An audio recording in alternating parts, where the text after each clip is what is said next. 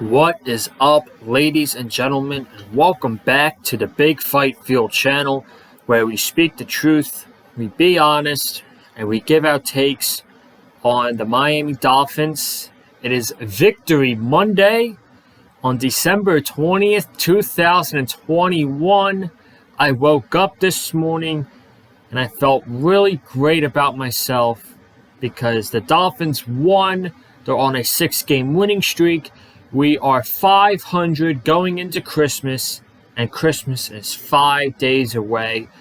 The best holiday of the year, the best time of the year is this time with Christmas and all of these football games that have a bunch of playoff implications in it. And ladies and gentlemen, honestly, if you asked me when we were 1-7, heck, even if we were 2-7 and we just came off a win against the Texans, that if there's a chance that we would be in a situation, I would have just walked away. I wouldn't have even answered the question because of how stupid it sounded and how stupid the question is. I would have just walked away. But here we are. And I said this after we beat the Baltimore Ravens on Thursday Night Football. We upset them 22-10 on Thursday Night Football.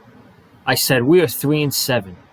The next 4 games, we play the Jets, the Panthers, the Giants, and the Jets again.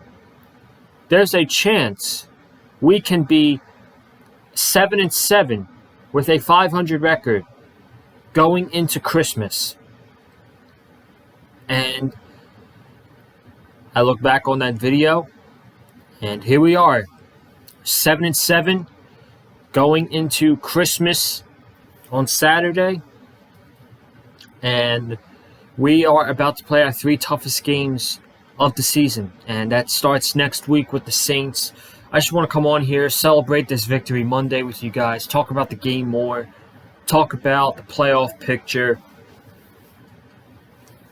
talk about the Miami Dolphins running back situation, which is pretty interesting right now.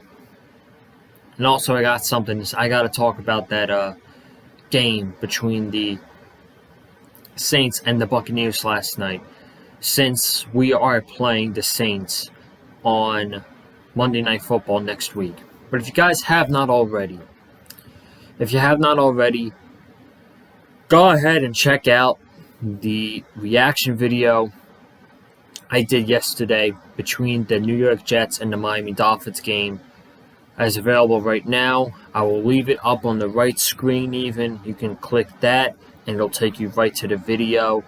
Or you could just wait till the end of the video, come back to this point with about 3 minutes into the video, and click the link and go ahead and check it out. So be sure to go ahead and check out that video, and be sure to subscribe to the channel as well. Mostly now that it's playoff season, 3 weeks away until the playoffs, Miami Dolphins are right in it. It's mostly going to be Dolphins content. I'm going to have still my AEW content, just Dynamite this week, but mostly this week it's going to be Dolphins. And honestly, with the playoff race, and it's the end of the season, I'm going to try to make as much Dolphins content as I possibly can between now and when we play the Patriots Week 18. So you guys better hit that subscribe button. Be sure to hit the subscribe button. I would greatly appreciate that because we're going to have lots of Dolphins content in the next couple weeks. So be sure to go ahead and hit that subscribe button. And let's get into it. I want to talk a little bit more about this Dolphins-Jets game yesterday. The Dolphins won 31-24. It wasn't a pretty win by any means, but I'm just happy we came out that way. I'm happy we came out with the victory, especially the way the game started. 10-0 at the end of the first quarter. Literally, that's the worst way we could have started the game, was the way we started the game yesterday. being down 10-0 at the end of the first quarter at home to the Jets. And Tua was just,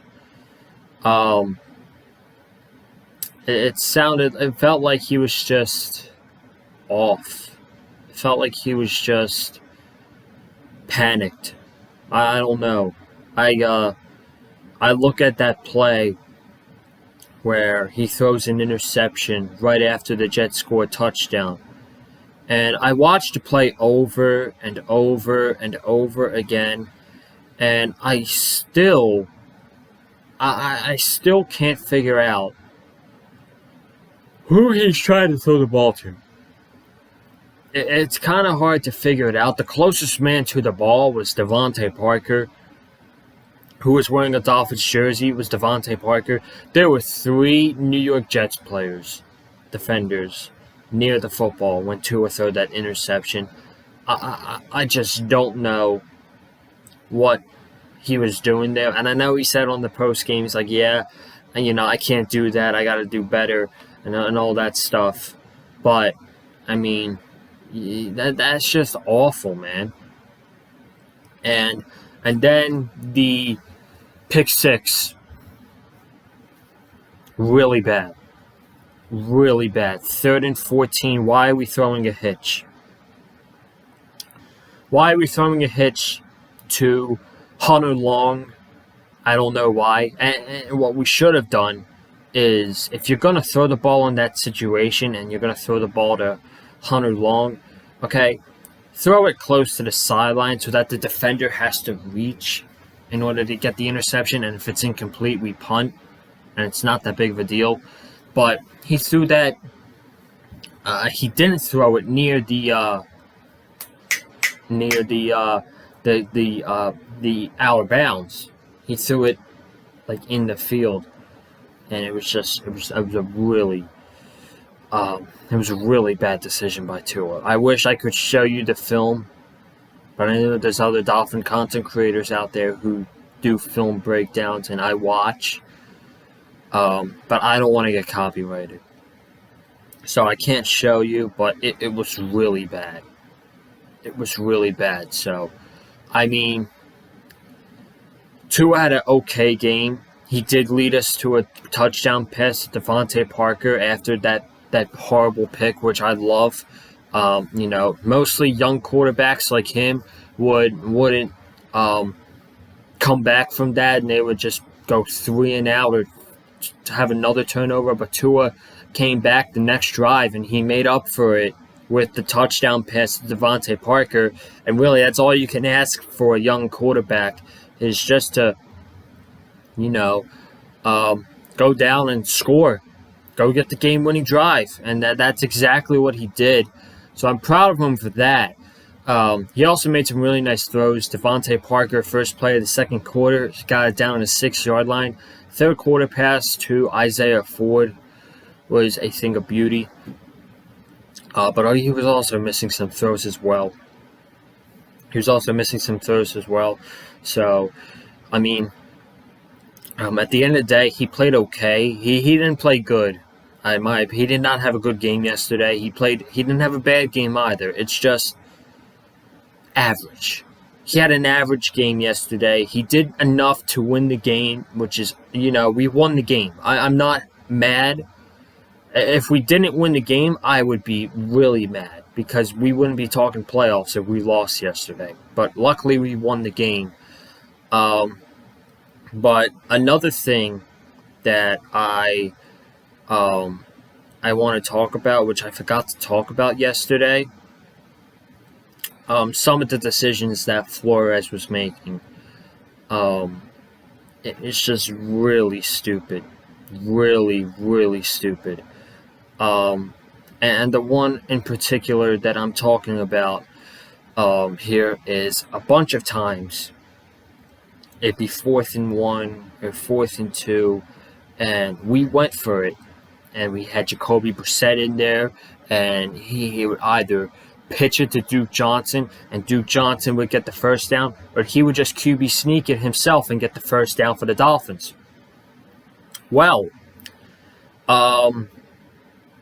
It's 24-17 in the fourth quarter. It's 3rd down and 1. Myles Gaskin doesn't get it.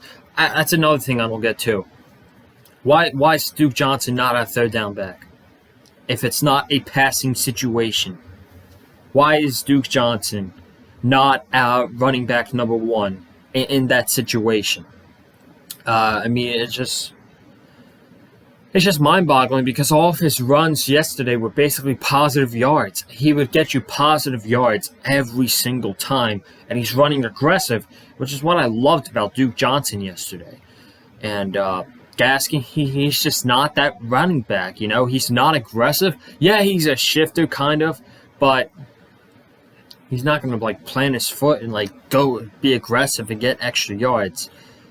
And he didn't get that. He didn't get that 1 yard, which I was very mad about. But what I was even more mad about is 4th and 1. The Dolphins did a fake punt, and they botched it, and the Jets got the ball at the Dolphins' 40-yard line. And it's really stupid because Fedulum wasn't even ready. The ball was going right to Clayton Fedulum. He wasn't even ready. He was looking downfield, and the ball hit his helmet, and it's like, God. I was like, God. It was a really bad play. It was a really bad play. It was a stupid decision by Flores. If you're going to go for it, effing go for it, man. Bring Jacoby Brissett in and QB sneak it up the middle. I don't see what the problem with that is. If you're going to go for it, and this is for the games against the Saints, Tennessee, and the Patriots, if you're going to do that, if it's 4th and 1 and you're going to do that, you're going to lose, okay? We're lucky we were playing the Jets yesterday because, they capitalized on some points. They got the pick 6. Yeah, they got the touchdown in the first quarter. That got the field goal. But, man, 3 turnovers.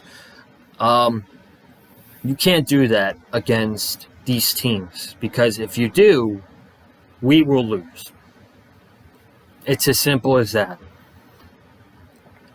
If we turn the ball over like we did against the Jets yesterday, we will lose any of these 3 games. So I'm just letting y'all know that because it's the truth. So it was a really bad decision to do the fake punt there. And finally, the last thing I want to talk about this game is the defense. The defense was phenomenal in the second half. Didn't allow a single thing. They were getting to Zach Wilson, which they didn't do in the first half. Again, you got to do that in both halves. The entire game. Just go after the quarterback. It's what they do best, is get pressure, blitz. They're number 1 in the NFL on blitzes and pressures on the quarterback. They are number 1 on defense in the NFL. So that is their strength, and they have to do that. And next week, we're playing a mobile quarterback, just like we did with Lamar Jackson, Tyrod Taylor, and Cam Newton. We have to do the same thing to Taysom Hill because Taysom Hill is a mobile quarterback just like those guys. He's dynamic. He's great on his feet.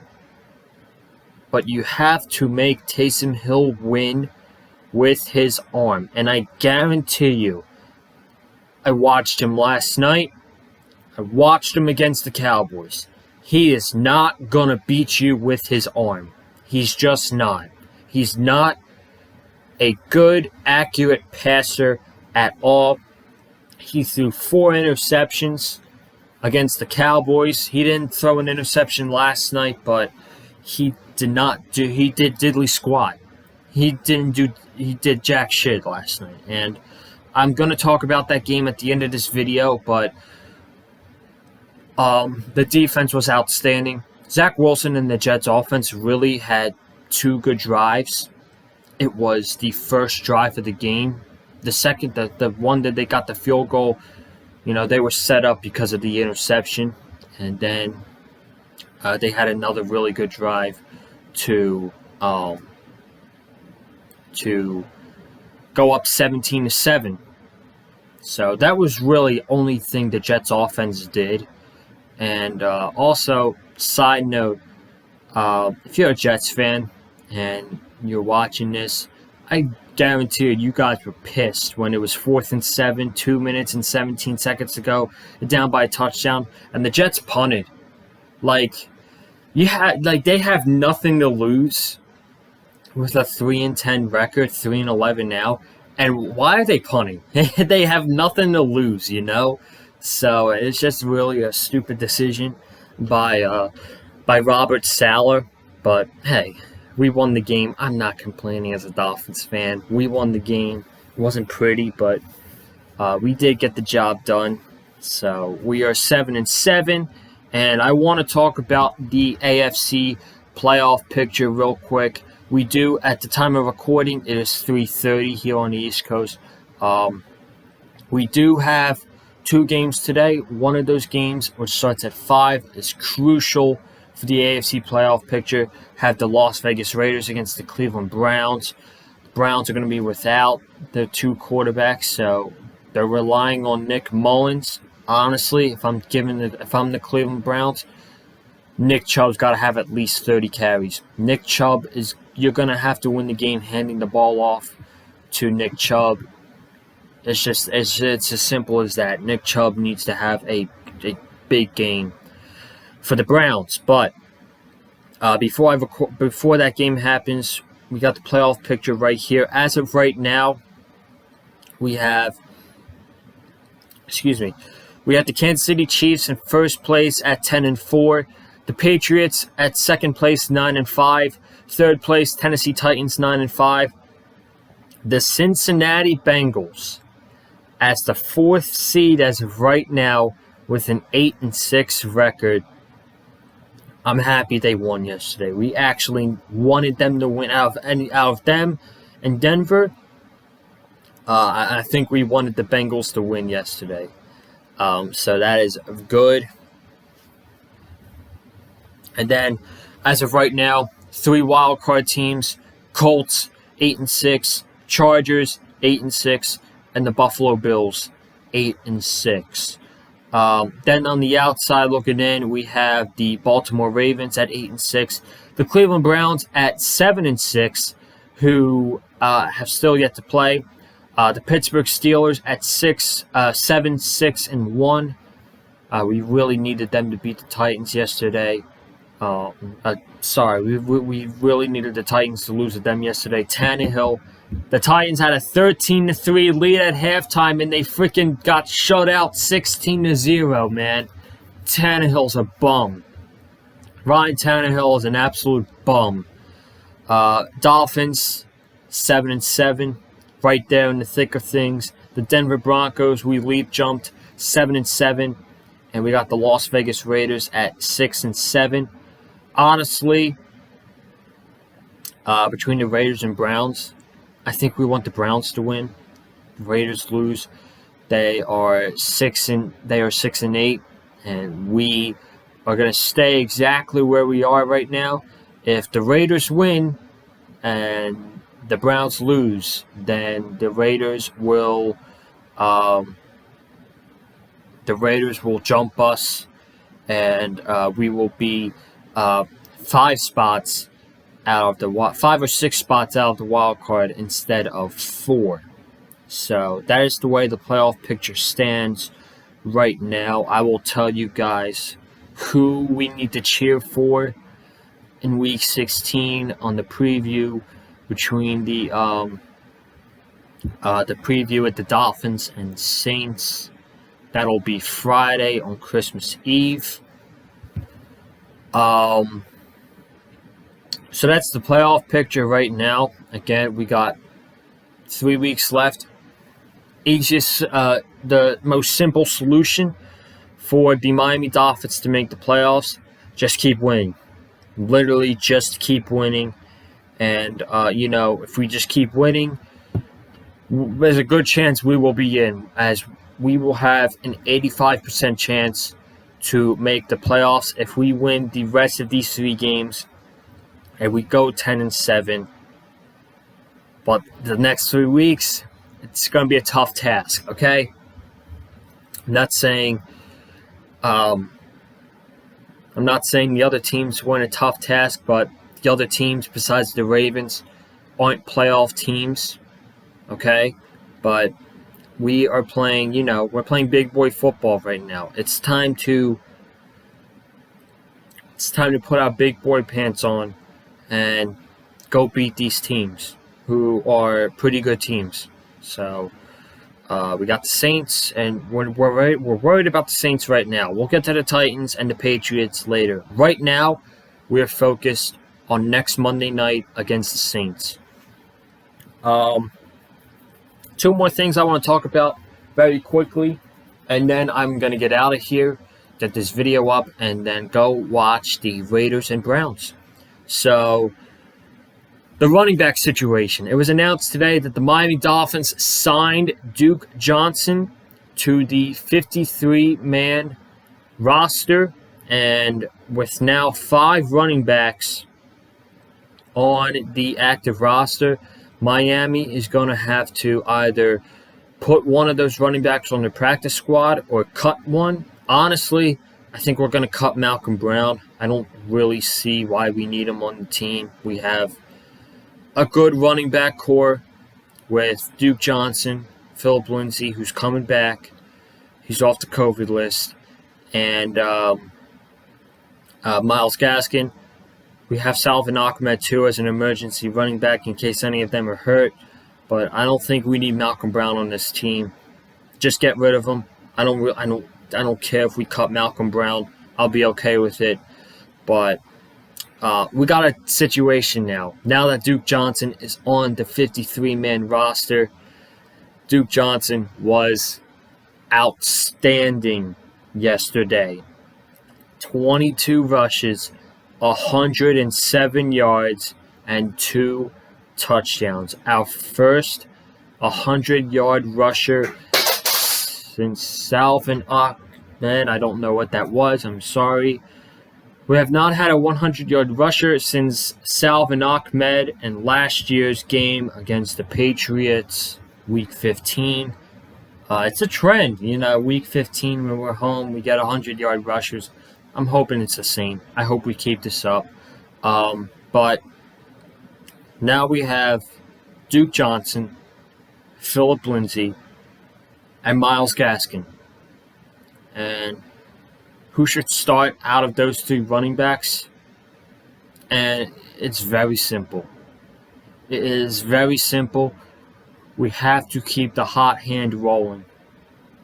Duke Johnson needs to be the starting running back next week against the Saints. I don't care what anybody says. It has to be Duke Johnson. Obviously, we're going to have a tougher test than the Jets with the defense, as we're going to talk about them in a little bit. The Saints defense, man, it's going to be a really tough test next week. They got a really good defense. But we got the 1-2. I would honestly have the 1-2 punch of Duke Johnson and Philip Lindsay. I would have them split carries. I would give Duke Johnson more carries, and I would have Myles Gaskin come down as a third down passing back. If you want to bring in Myles Gaskin as a third down passing back, I have no problem with that at all. I have absolutely no problem bringing in Myles Gaskin as a third down back when you're going to pass, not when you're going to run. When you got to pass. When you have short yardage and it's 2nd and 2 or it's 2nd and 1, you got to bring in Duke Johnson because he's going to get you that yards. He's going to get you the first down. Myles Gaskin, he proved it yesterday. He's not that type of back. It was 3rd down and 1, and he didn't get that 1 yard. We need Duke Johnson when it's short yardage, 3rd and 1, 2nd and 1, even 4th and 1. You could bring Jacoby Brissett in on that situation, but Duke Johnson needs to be our starting running back. There's no question about it. I'm giving Philip Lindsay some carries as well. I'm not going to eliminate him from the running game as well, but hey, listen. we're going to have a tough task ahead of us. And this is when I get into the Saints-Bucks game, and then I'm going to get out of here. If anybody watched the Saints-Bucks game last night, the Saints defense was giving Tom Brady fits, throwing tablets, yelling at the Saints bench. This man was pissed off last night from what the Saints did to him. Now they were able to break a couple rushes off with Fournette and Ronald Jones. I'm gonna go see how many rushing yards they had against the Saints last night. I'm gonna see. They rushed over 100 yards, so they were able to get some breakoffs for yardage with Ronald Jones. He had like a 25-yard rush. Fournette when he was in the game and not hurt.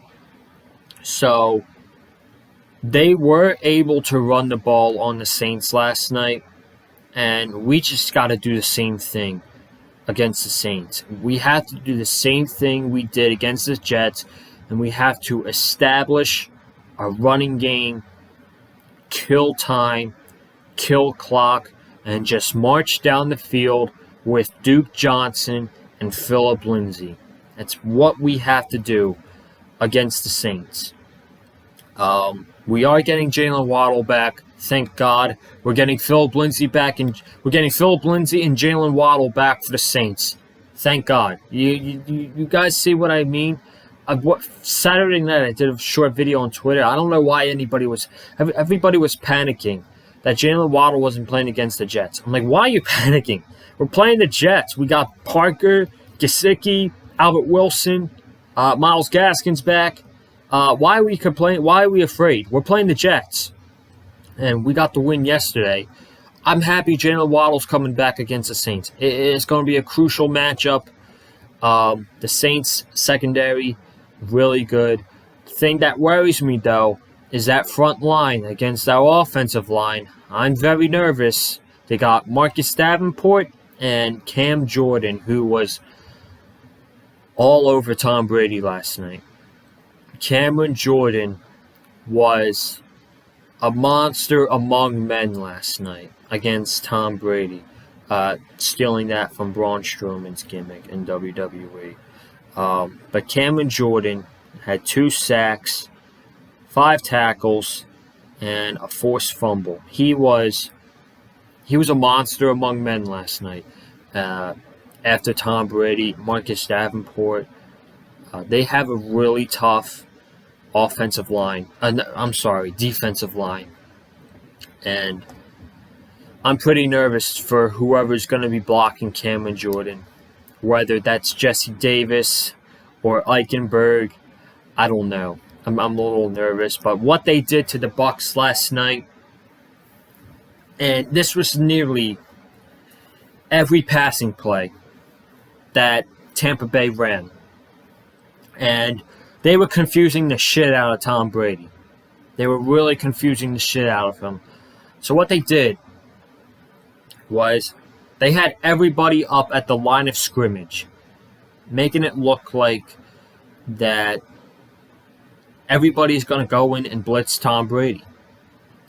But what they did was they sent 4 pass rushers, and they dropped the rest of them back in coverage, and they still got to Brady. The Saints still got to Brady. Brady threw, I think, 2 interceptions last night. Let me check. He threw 1, and that was when he was on the run to Chauncey Gardner-Johnson, I think his name is. But they were confusing the absolute shit out of Tom Brady with what they were running last night. They got 4 sacks, but their game plan on Tom Brady was brilliant. They had an amazing game plan on Tom Brady, and the defense was electric last night. And the Saints offense didn't do shit. 3 field goals. They scored 9 points. And they still won that game. You know, that's what I'm nervous about. I'm not nervous. Before I get out of here, I'm not nervous about the Saints offense. The only person that we have to stop on the Saints offense is Alvin Kamara. And we stopped Christian McCaffrey when we played him. We stopped Saquon Barkley when we played him. We have to stop Alvin Kamara. And if we stop Alvin Kamara and he's not breaking off these long runs and getting like 5 yards to carry, they have nobody else on offense. I'm not worried about Taysom Hill at all. We just got to get pressure at Taysom Hill, make him win, make him beat us with his arm, which he will not because he's not a good passer. Taysom Hill is not it'll be the same thing with Cam Newton and Lamar Jackson. I'm telling you. But what I am nervous about is even if the Saints offense is having a terrible game like they did last night, the defense is going to keep them in this game. They shut out Tom Brady on Sunday Night Football in front of the entire world in Tampa. So, yeah, if you'd asked me if I was a little nervous before that, watching that game, I'd be like, yeah, I'm nervous, but, you know, we should be fine. But then after that game, I'm like, oh boy, this is going to be tough. This is going to be a tough game. Not going to talk most about it here today because I'm going to talk about it more on the preview Thursday. Again, it's a Monday night game. I would be doing it Friday, but Friday is Christmas Eve. So I'm going to film it Thursday, and then I'll have it up Friday.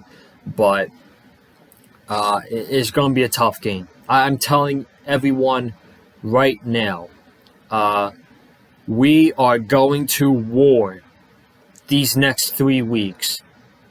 We're going to war with the Saints on Monday night next week. It's going to be a war. And no question in my mind, it's going to be a defensive game. It's going to be low scoring in my opinion. I could be wrong, but we are about to head to war with the New Orleans Saints. So I'm about to head on out of here. I'm going to try to make as much Dolphins content as I can. This week, it's Christmas week. I don't know if I'm going to be able to. I don't know. Maybe if there's like news or anything that comes out tomorrow, maybe I'll hop on here. But I wanted to do this today. Wednesday, I have my AEW stuff. Thursday, I'm pretty busy, I think. Friday, I'm going to drop the preview, and I don't know. So, that's all I got for you. So, hope you guys enjoyed this one. Celebrating Victory Monday. Today's a celebration. Tomorrow, it's on to the Saints, which is going to be a tough game. It's going to be a tough game next Monday night against the Saints. So be sure to subscribe to the channel for some more Dolphins content. Comment down below any thoughts you have on the game yesterday, the playoff picture, the upcoming game against the Saints, or the running back situation. Who do you think should be the starting running back for the Miami Dolphins? Hit the like button if you like what you heard from me in the video. Follow me on Twitter and Instagram as well at Colin_Joseph. I will see you guys possibly tomorrow. If not, I'll be back here Wednesday for the AEW Dynamite review here on the Big Fight Field channel. So you guys have a good one. Stay safe. And as always, stay classy. Fins up. I am out of here. Peace.